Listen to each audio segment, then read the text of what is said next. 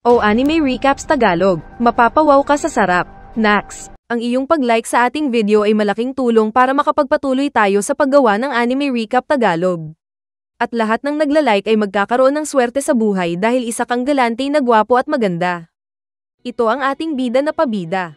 Kaya sa isang 7-Eleven store ay nasaksak siya ng isang siraulo na nagwawala dahil iniwan ng asawa. Nailigtas ng ating bida ang dalawang pabibi na dalaga, ngunit siya naman ang natigok. Pero swerte niya dahil hindi siya dumiretso sa impyerno kundi ay bigla siyang muling naipanganak sa ibang mundo. Pagbalik ng kanyang kamalayan ay 3 taong gulang na siya at anak siya ng isang mayaman na pamilya. Binigyan siya ng pangalan na Cain dahil puti ang kanyang buhok at malaki ang kanyang ibon na palaging binabantayan ng kanilang katulong. Babaero din ang kanyang ama dahil pangalawang asawa ang nanay niya. At may kapatid din siyang babae na kasing buhok niya. Tagapagbantay ng border ng kaharian nila ang tatay niya kaya kapitbahay lang nila ang teritoryo ng mga halimaw.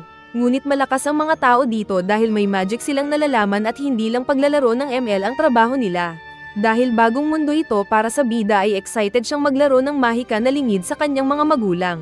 Pagsapit ng tamang panahon ay dumating ang araw na ihahandog na si Cain sa Diyos-Diyosan sa mundo na iyon. Kaya dinala siya sa simbahan ng mga pari na 7 ang kanilang Diyos. Binasbasan ng pari si Cain, at biglang nagliwanag ang paligid ni Cain dahil napunta siya sa opisina ng Diyos-Diyosan doon. Masaya ang mga ito na nakita siya.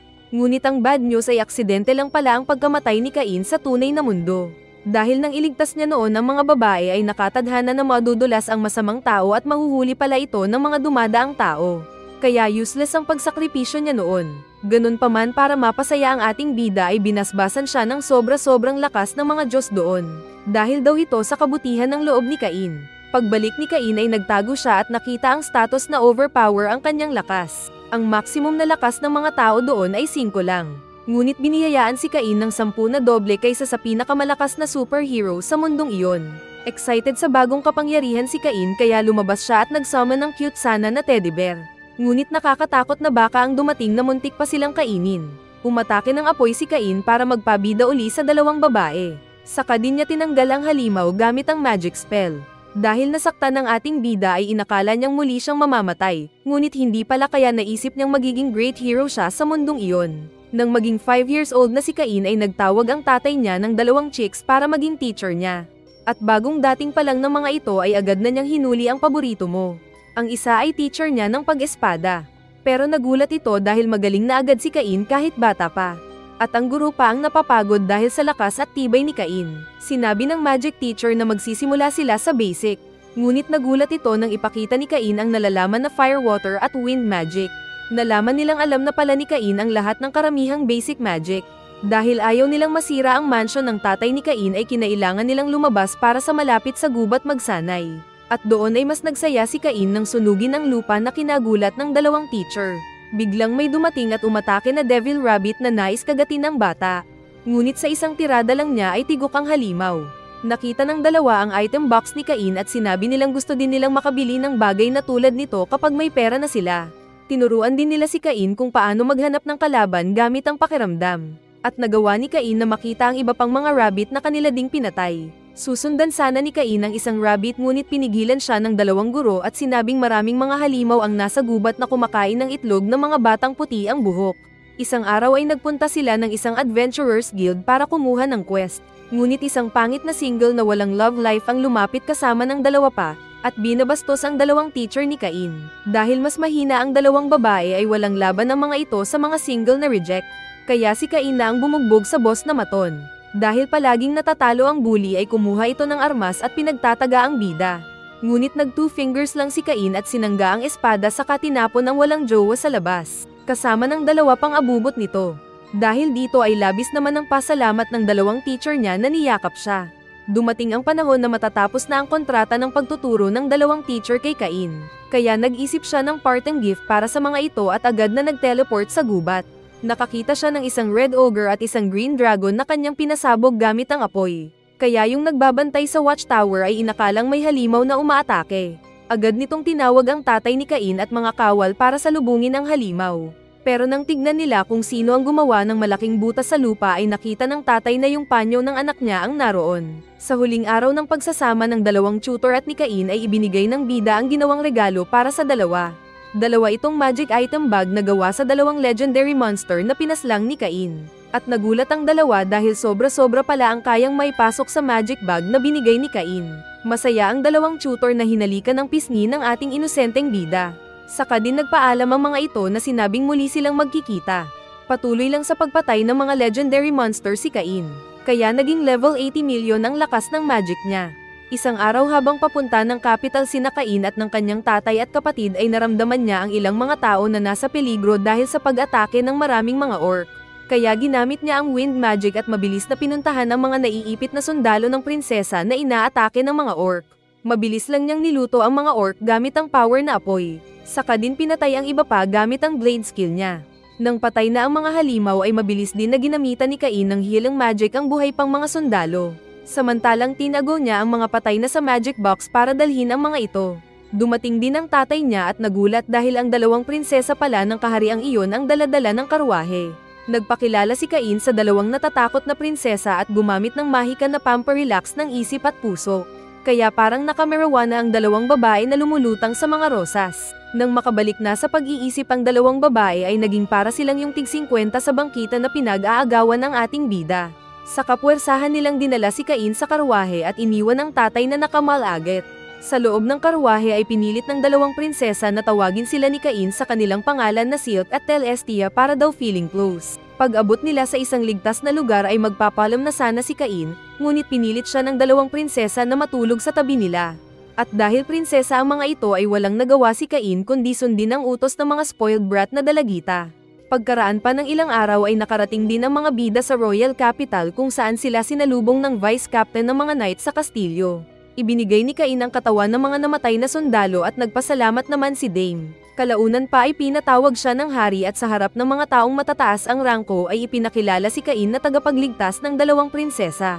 At dahil sa kabayanihan ni Cain ay nagbigay ang hari ng reward sa kanya na mansion at tinaas ang pagkatao niya bilang isang baron. Hindi sana papayag ang isang inggit na matanda dahil bata pa daw si Cain. Ngunit sinabi ng hari na manahimik ito dahil maging siya ay walang magagawa kung siya ang nasa sitwasyon para sana iligtas ang mga prinsesa. Kalaunan pa ay kinausap ng hari at ng kapatid nitong duke sa private room sina Cain at ang tatay ng bida. Sinabi ng hari na babayaran si Cain tulad ng isang opisyal ng kaharian. At sinabi din ng hari at duke na kailangang magpakasal sina Cain at ng mga prinsesa dahil magkasama silang natulog sa iisang kwarto. Ayaw sana ni Cain pero wala siyang magawa dahil ang hari na ang nag-utos at nagdesisyon dito. At wala ding masabi ang tatay niya na walang magagawa dahil mas mababa ang rangko kaysa sa hari at duke. Kalaunan ay gumawa si Tutoy ng laro na ibebenta niya sa ibang mundo para patuloy na maging mayaman. At ang larong Go ang naisip niyang dalhin doon. Mayroong board na para sa mga mayaman at mayroong para naman sa mga mahihirap. At para hindi ito ma-copyright ay hiniling nila ng kanyang alalay na protektahan ng mga Diyos-Diyosan ang kanilang negosyo. Nagpunta sila ng King's Hall dahil may celebration ng hari na pinapagawa. Nakita ng bida doon si Silk at ang tatay nitong duke. Kunwari first time na magkakilala ang duke at si Cain para lang masabi ng mga tao na wala silang pinag-usapan patungkol sa nangyari kina Silk at Cain. Pero scripted lang lahat kaya alam na ni Cain ang ibig sabihin ng ngiti ng duke base sa napag-usapan nila noon sa private. Nagpunta din sila sa harap ng hari at ni Telestia at doon ay kunwari din walang pinag-usapan dati ang hari at ng pamilya ni Cain. Binati ni Cain ang prinsesa at pinuri ito na tulad ng isang chick boy, kaya malandi naman ang batang prinsesa. At nasabi na lang ng hari na babaero nga ito. Nang sina Cain at Silk na lang ang nag-uusap ay masaya ang babae na paulit-ulit na binabanggit ang pangalan ng ating bida. Ngunit dumating bigla yung mga pangit na bully kamukha ng kaklase mong hindi naliligo at nagpapansin sa babae. Nag-imagine pa ito na gustong-gusto siya ni Silk. Pero naiinis ito sa bida dahil mas gwapo si Cain sa kanya. Hinamon ng pangit si Cain na magsuntukan sila sa labas. Kaya nagpunta nga ang mga ito sa labas at doon ay ipinakita ng mga pangit ang nalalaman nilang magic. Parang epic ito sa kanilang isipan, ngunit napakaliit lang pala na parang pinitik na kulangot na lumipad sa ere. Dahil marami pang taimtim na pagbigkas ang mga ito para gumawa ng magic, ay nabagot na si Silk at pinatahimik ang mga bully. Saka ipinakilala nitong isang baron si Cain at anak ni Garm na tagabantay ng kanilang palasyo laban sa mga halimaw. At mas nagulat at natakot ang mga bully na bata nang malaman nilang si Cain pala ang nababalitaan nilang magaling na hero na nagligtas kina Silk at Telestia. Sinabi ni Silk na secret lang nila ang nangyari kapag e-date siya ni Cain. Ngunit narinig na sila nang dumating na Telestia. Nagselos ito dahil gusto din daw niyang masarili si Cain sa isang araw ng date. Kaso ay biglang lumitaw sa likod ng prinsesa ang hari na tatay ni Celestia at nalintikan ng babaerong bata. Pinuntahan ni Cain ang bagong mansion na binigay sa kanya. At nang makita niyang para itong haunted house ay ginamit niya ang kapangyarihan para linisin at gawing bago ang mansion sa isang iglap lang. Dumating ang mga katulong ni Cain at ng butler nitong nagpakilala na si Colin. Ngunit wala na silang malinisan dahil gumamit siya ng magic. Nang akala nila na ayos na ang lahat ay dumating sina Silk at ng tatay ng bida na si Garm. Nakita nilang maganda ang bagong bahay ni Cain dahil ginamitan niya ng magic. Ngunit nagulat sila sa sigaw ng mga katulong dahil naroon pala ang Red Dragon na pinatay dati ni Cain. Ginawa niya itong estatwa sa hall na kinagulat ng tatay niya.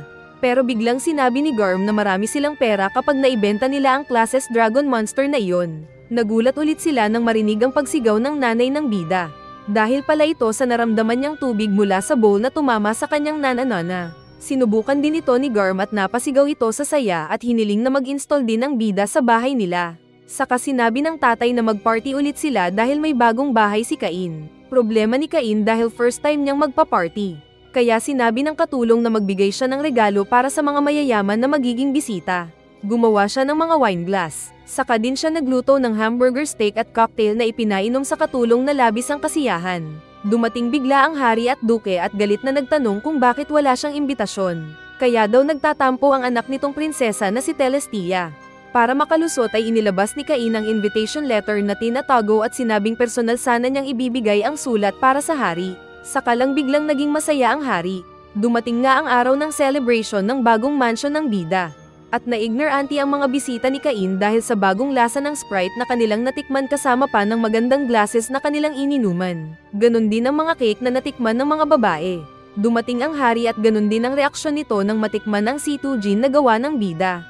At mas sumabog ang utak niya nang malasahan niya ang hamburger steak at cheese mula sa dating mundo ni Cain. Hindi rin nilanggid sa kaalaman ng hari at reyna ang panghugas ng puwet na nasa CR ng mansion ni Cain. Kaya sinabi ng napahanga na hari na gusto din niyang magpalagay sa palasyo at pinuri ang celebration ni Cain. Late na dumating ang tatay ng dating nang bully kay Cain at minamaliit ang bida na pumasok sa mansion. Pero napatili ito nang makita ang Red Dragon na ginawang palamuti sa hall ng bida.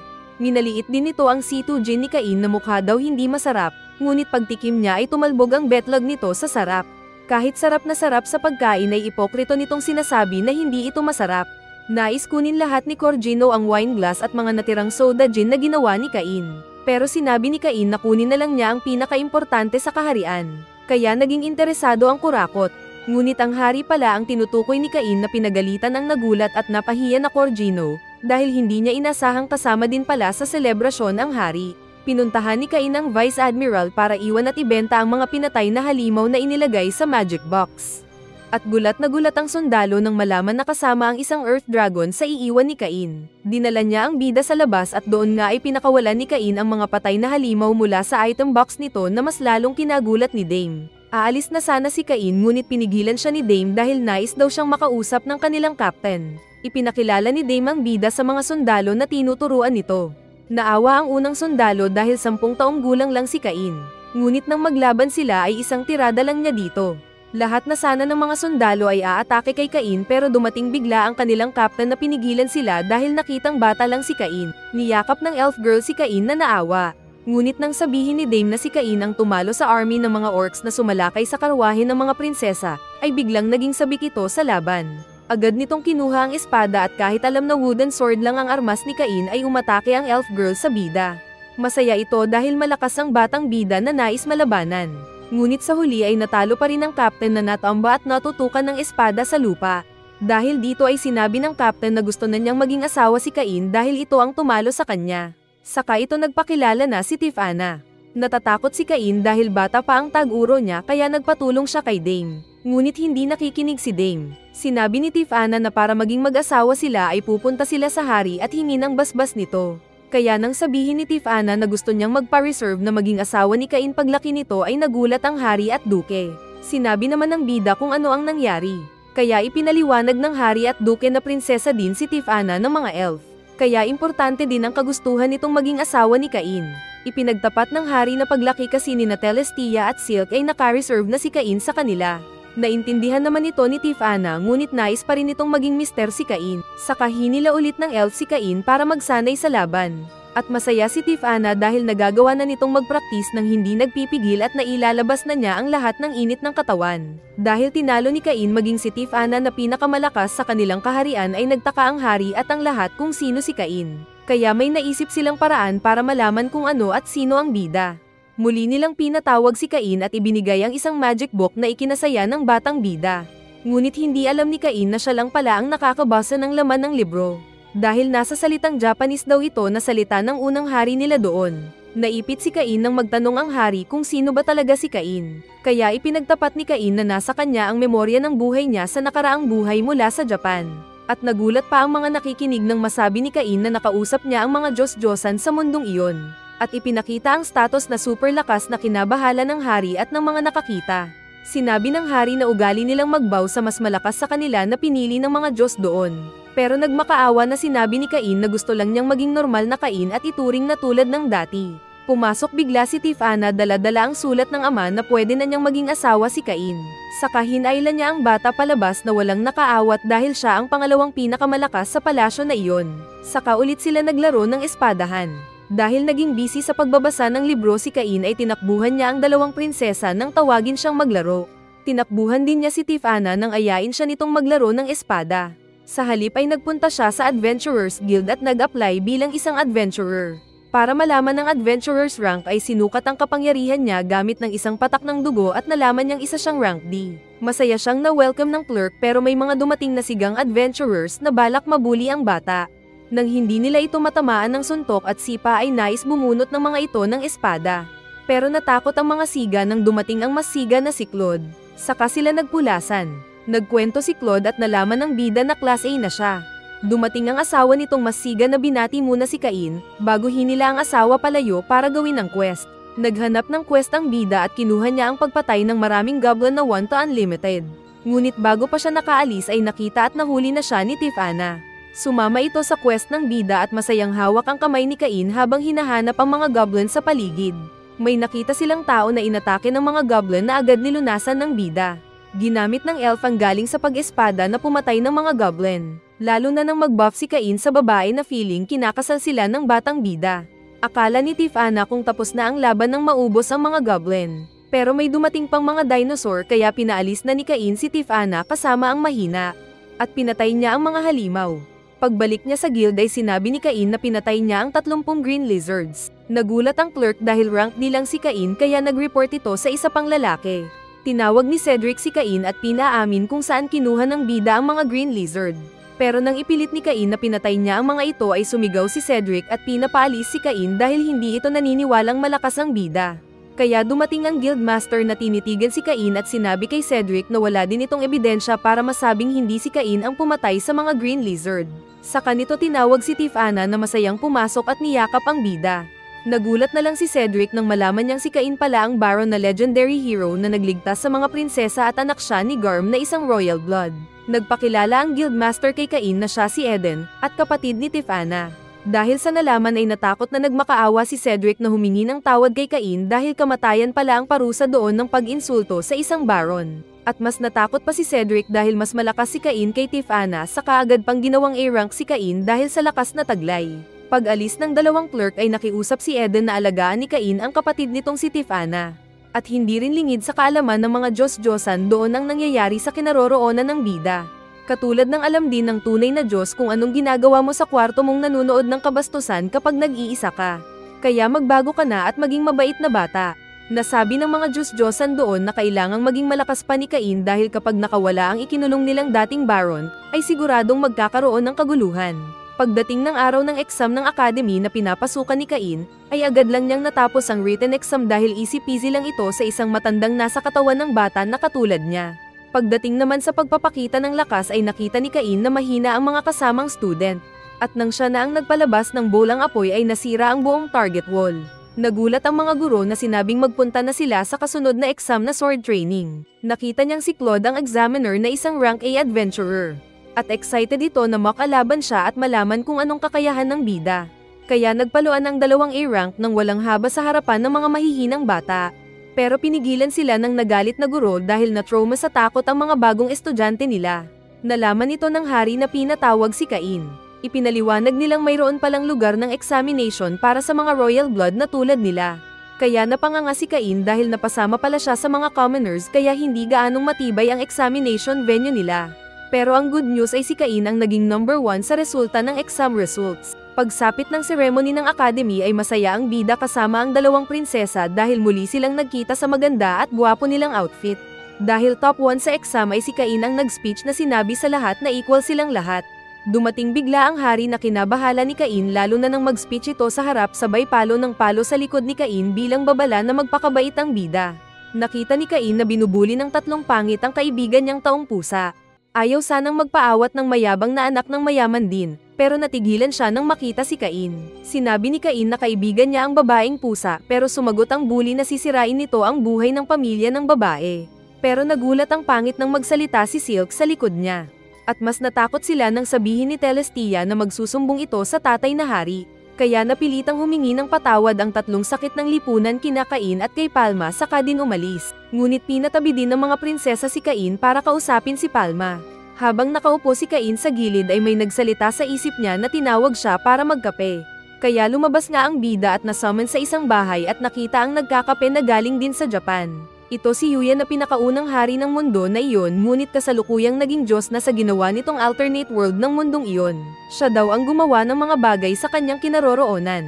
At nabubuhay pa rin siyang pogi kahit ilang libong taon na ang nakalipas. Tinawag niya si Cain para turuan na lumakas pang lalo. Dahil ilang libong taon na ang ng Dark God na dating kasamahan ni Yuya pero na-corrupt. Kaya kinailangan nila itong ikulong. Kaso ay nagsimula nang masira ang kulungan nito. Dinala siya ni Yuya sa isang isla para magsanay ng isang taon na ang katumbas ay isang araw sa kaharian. Saka din iniwan ng bida. Dahil walang magawa at excited din ay sinimulan nga ni Cain na pumaslang ng halimaw para magpa-level up. Sa kanyang mansion ay nagdatingan ng mga babae na hinahanap siya. Ngunit nalungkot ang mga ito nang malaman wala din siya kaya wala silang magawa kundi maghintay. Sa isla ay nahuli si Cain ng isang monster baboy damo pero agad din niya itong pinatay. Ilang buwan na pala ang nakalipas na walang tulog at pahinga si Cain kaya pagod na siyang nanghihina sa lupa. May narinig siyang huni ng nagpapatulong kaya agad niyang pinuntahan at nakakita ng isang aso na muntik niyang i-mercy killing. Ngunit nagbago ang isip niya at ginamit ang hilang magic sa hayop bago pa man siya mawalan ng malay. Kaya prinotektahan din siya ng aso sa malaking halimaw. Naging best friend ni Cain ang beast dog na pinangalanan niyang Hako. Pagkatapos ng 4 na taon ay naging mas malaki si Cain at humaba ang buhok at muli siyang pinatuloy ni Yuya sa bahay nito. Sinabi ni Yuya na isang malakas na holy beast si Hako at pwede niya itong maging alagang spirit na kanya namang ginawa. Ipinakilala ni Yuya si Derain para maging trainer ng bida. Sinabi ni Derain na malakas man si Cain ngunit hindi ito sapat para talunin ang paparating na kalaban dahil mas malakas pa ito kay Yuya. Saka sila nagsanay at nawalan ng malay si Cain. Paggising niya ay nasa bahay na siya ni Derain at ng asawa nito. At dahil ilang taon na siyang hindi nakakain ng masarap ay naiyak siya sa sarap ng pagkain. Sa pagdaan ng mga araw ay wala silang ginawa kundi magsanay ng magsanay. Naalala ni Cain ang sinabi ni Yuya tungkol kay Aaron na dating Diyos ng katuwaan doon. Pangwalo daw dati na Diyos-Diyusan si Aaron ngunit dahil na-corrupt ito ay ginawa niyang laruan ang mga tao doon na nilitsen sa apoy. Sinabi ni Yuya ang katotohanan na namatay ang dalawa niyang kaibigan na napadpad din sa mundong iyon. At ito ang mga magulang ni Cain. Nakita nilang tatlo ang kasamaan na nagaganap sa mundong iyon dulot ni Aaron kaya tinanggap nila ang pagiging hero at kinalaban si Aaron. Kaso ay malakas si Aaron kaya nahirapan sila sa pakikipaglaban dito. Habang inaatake ni Yuya at tatay ni Cain ng espada si Aaron, ay nagtapon ng kalaban ng mga kutsilyo, kaya nataman ng nanay ni Cain at namatay dahil hindi tumatalab ang healing spell ng healer nila. Umatake naman ang tatay ni Cain gamit ang power overload, kaso ay nasaksak siya ni Aaron. Ngunit sinamantala ito ni Yuya para ikulong si Aaron gamit ang magic seal. Natalo man si Aaron ngunit kapalit naman nito ang buhay ng dalawang kaibigan ni Yuya na mga magulang ni Cain. Kasabay ng pagmumuni-muni ni Cain na natalo din niya ang katunggali na si Derain. Nagpasalamat siya at mabilis na hinanap si Yuya at nakita niya ito sa kinaroroonan ng himlayan ng mga magulang ni Cain. Nagpasalamat si Cain dahil sa pagbabantay ni Yuya sa libingan ng mga magulang niya. Saka din nagawang mabilis na nakuha ang biscuit sa kamay ni Yuya bilang pagpapakita na mas lumakas na siya. Inimbitahan ni Yuya ang bida na magkape muna ngunit sinabi ni Cain na kailangan niyang umuwi agad. Para hindi obvious ay ibinalik ni Yuya ang dati niyang itsura. Ibinigay din ni Derain ang dagdag alaga nitong dragon kay Cain. At bago pa umalis ang bida ay may pinahabol pang espada si Yuya. Pag-uwi ni Cain ay masaya siyang sinalubong ng mga kaibigan niya. At naiyak siya dahil muli siyang nakakain ng masarap na pagkain. Sinabi niya ang nangyari sa hari at ibinigay ang espada na bigay ni Yuya. Pero dahil nawala siya ng ilang araw ay kinansela ng Guildmaster ang adventurer's license niya, kaya naiyak ang bida na parang nabiktima ng LTO na nanguhuli ng lisensya. Binigyan siya ni Eden ng special quest na tapusin ang kalokohan ng mga bandido sa isang lugar. Agad siyang nagpunta doon at nakita ang dating mga guro na sina Millie at Nina. Agad niyang nilunasan ang sugat ni Millie gamit ang magic. Saka din madaling pinatulog ang mga bandido na walang nagawa kundi managinip. Kalaunan ay feeling na lugi ng dalawang babaeng adventurer nang malaman nilang naging A-rank na si Cain at naunahan sila. At nang malaman nilang naging baron na si Cain na mas mataas ang rangko ay iiwasan na sana nila ang bida. Pero sinabi ng bida na magkaibigan pa rin sila. Sa guild ay muling binuli ng mga siga ang dalawang babae. Pero inawat sila agad ni Cain at natakot ang mga bully nang mamukhaan si Cain. Dumating din si Claude na binati sila at nagulat si Cain nang malaman na magkapatid pala sina Claude at Millie. Sa hapagkainan ay sinabi ni Nina na naging A-rank na si Cain. At isa din pala itong baron na kinabahala ni Claude dahil sa casual na pakikipag-usap nito sa bida. Nang ipinasikat ni Millie at Nina ang ibinigay ni Cain na magic item bag na kayang mailagay ang isang mansion, ay nainggit ang asawa ni Claude na pinilit din si Cain na gawan siya ng isa pa. Saka ito nalasing. Naalala ni Cain na may pasok pa pala siya bukas at hindi siya pwedeng magtambay doon kaya agad itong umalis. Sa school ay pinagbawalan ng guro si Cain na gumamit ng kahit anong magic kaya nalungkot ang bida. Ngunit nagsaya siya nang makita ang pagpasok ng 4 na kasamang adventurer para magturo sa mga mag-aaral. Nagturo ng basic swordsmanship si Claude sa ibang bata kaya mas naiinggit si Cain. Excited sana si Cain ngunit balak pala ng 4 na adventurer na maging panghuli si Cain para maging bida siya sa mata ng mga kamag-aral niya. Kaso dahil sa dami ng mga estudyante ay naabutan ng pagbel ng ring ang pag-sparring sana ni Cain at Claude. Kaya kinagabihan ay galit at naiinis si Cain na nagpunta ng Dark Forest at nagwala at pinagpapatay ang mga kawawang halimaw. Nabulabog ulit ang mga tauhan ng tatay niya na tagapagbantay ng gate kaya inakala nilang ito ang kalaban nilang Prince of Darkness kaya agad nilang pinuntahan. Pero naprank ulit sila ng bida at ang tatay lang ang nakakaalam. Ipinatawag ng hari si Cain para sabihin ang masamang balitang nangyari sa Dark Forest mula sa ulat ng tatay ng bida. Kaya napilitan si Cain na aminin na siya ang dahilan ng kaguluhan sa gubat at hindi ang Prince of the Darkness. Pero ang hindi nila alam ay isang parte ng seal ni Aaron ang kinain ng isang dragon na kanyang kinontrol. Sa school ay ipinakilala ng guro ang mage na si Grat. At dahil hindi attack magic ang gagawin nila ay pinayagan si Cain na sumali sa klase. Lahat ng mga mag-aaral ay nagsummon ng mga beast para sana maging kay-barkada nila. Ngunit ayaw ng mga halimaw dahil mahina ang mga mag-aaral. Tinawag ni Grat si Cain na magtawag din, ngunit napakalawak ng ginawang magic circle ni Cain. At huli na ang lahat dahil nasummon na ni Cain ang nagpakilalang Prince of Darkness. Nagnerbiyos si Cain dahil alam niyang naging katulong ni Aaron noon ang kaharap. Ngunit nang maglabas ng espada si Cain ay biglang nagpakumbaba ang Prince of the Darkness at sinabing handa itong maging alipin ng bida. Bago ito umalis ay sinabi ng demon na tawagin lang siya kapag may sisirain silang kaharian. Nalaman ito ng hari at ng mga kasama nitong matataas ang rangko at natakot sila nang sinabi ng bida na nagkaroon na sila ng kontrata sa Prince of Darkness. Isang bahing lang kasi ng Prince of Darkness ay nakakasira na ito ng isang bansa. Kaya tuloy napatanong si Grat kung gaano kalakas ang bida. Sinabi ng hari na muling ipakita ni Cain ang status, at mas nagulat sila ng isang demigod na ang rangko ni Cain. Dapat na daw nila itong sambahin pero sinabi ng bida na gusto pa rin ng dating pakikitungo ng mga ito sa kanya. Dahil sa bagong status ay nagbigay ang hari ng isang bayan para alagaan ni Cain. Ito ay para malaman kung talagang may kakayahan ng bida na alagaan ang mga tao ayon sa status niya. Isang araw ay kinausap siya ng kapatid na si Jean at sinabi ang kakaibang pangyayari sa Dark Forest. Sinabi ni Jean na nag-imbestiga ang mga adventurer at biglang dumami ang aktibidad ng mga halimaw. Ganito daw ang nangyari noon nang umatake ang mga halimaw mula sa gubat. Ipinakita ni Cain ang A-rank na license na kinagulat ni Jean. At sinabi ng bida na mag-iimbestiga siya ng personal. Sa guild ay minaliit siya ng isang clerk dahil bata lang siya. Ngunit nagulat ito nang makita ang A-rank card niya. Nalaman niya ang seryosong paglala ng problema sa kanilang bayan at doon ay nakita din niya sina Millie at Nina. Sinabi ni Cain ang balak nitong pag-imbestiga sa Dark Forest at huwag mag-alala ang mga babae dahil may kasama siyang spirit animals na Fenrir at Dragon. Sa gubat ay madaling pinapatay ni Cain ang mga nakakasalubong na halimaw. Pero feeling niya ay may nanunood sa kanya pero di niya matukoy kung nasaan. Tinawag niya ang Prince of Darkness na si Seth na mayabang ulit, pero muling nagpakumbaba nang makita si Cain. Sinabi ni Cain na nais mahanap ang presensyang nararamdaman niya. Kaya nag-summon din ng tauhan si Seth at dumating si Dalmatia na ex-demon general na magaling sa paghahanap ng kahit sino. Ipinakita ni Dalmatia ang kapangyarihan na uod sa lupa na kinayaki ni Cain.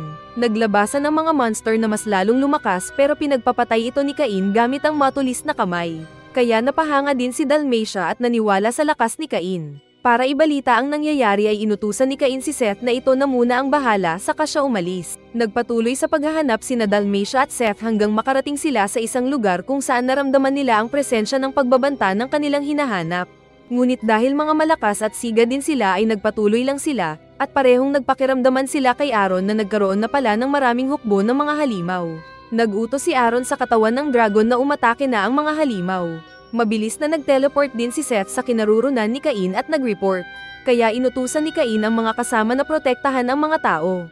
Dumating din si Tifana na nais sanang sumama kay Cain sa pagpunta sa gubat. Pero sinabi ng bida na bantayan nito ang tahanan ni Cain kaya masaya ang babae. Parehong mabilis na nagpunta ng gubat sina Seth at Cain. At naabutan nilang nilalabanan ni Dalmatia ang mga halimaw doon. Sinunog ni Cain ang mga halimaw saka din nila pinuntahan si Aaron. Sinabi ni Seth kay Cain na siya na ang bahala sa pakikipaglaban sa maraming tauhan ng kalaban, at puntahan na ni Cain ang pinaka-boss na si Aaron para tapusin. Kaya sinabi ni Cain na mag-ingat si Seth. Pag-alis ni Cain ay tinawag ni Seth ang apat pa nitong general at sinabing nag-request ang isang kaibigan niya. At kakailanganin ng Prince of Darkness ang lakas nila. Nagulat pa ang apat nang makita ang dating general na si Dalmatia na kasama ding tumutulong kay Seth. Kaya sama-sama silang umatake sa mga maraming kalaban. Busy din si Cain sa pagsunog sa kinaroroonan ng alam nitong kalaban. Pero sinalubong naman siya ng kapangyarihan ni Aaron. Nag-usap sila at sinubukan pang kausapin ni Cain si Aaron na tumigil na pero malabo itong mangyari. Saka patuloy lang sa pag-atake ang dragon na katawan ni Aaron. Samantala ay busy naman sa pagpatay ng maraming mga halimaw si Seth at ang mga general nito. Nakita sila ni Claude at ng mga kasamang adventurer. At alam nilang mga kasamahan din ito ni Cain. Naramdaman nila ang pagdating ng mas maraming mga halimaw kaya agad nila itong nilabanan. At kahit marami ang mga halimaw ay patuloy lang sila sa paggamit ng magic spell at blade. Umatake ng kakaibang apoy ang dragon na agad iniwasan ni Cain. Gumanti din ng apoy ang bida pero wala itong epekto sa kalaban. Habang nag-iisip ng paraan si Cain kung paano makalaban ay tinawag niya ang dalawang spirit pets. Kaso lang ay mas mahina ang Fenrir na nasaktan at naitapon at nais gawing barbecue ng dragon. Sa kabilang banda ay napagod naman na si Nina at nawalan ng lakas na nanghina. Kaya si Claude at Millie na lang ang natitirang nakikipaglaban sa walang tigil na halimaw. Umatake ang isang malaking monster pig na kakagatin sana si Claude, pero pinatay ito nang dumating na Tifana. Sinabi ni Tifana na ligtas ang nasa bayan at pinapaatras na ang mga adventurers. Pero nais pa ring lumaban ni Claude. Samantala ay bagbog si Hako sa apoy na tinulungan ni Jean kaya pareho silang nalilitsyon.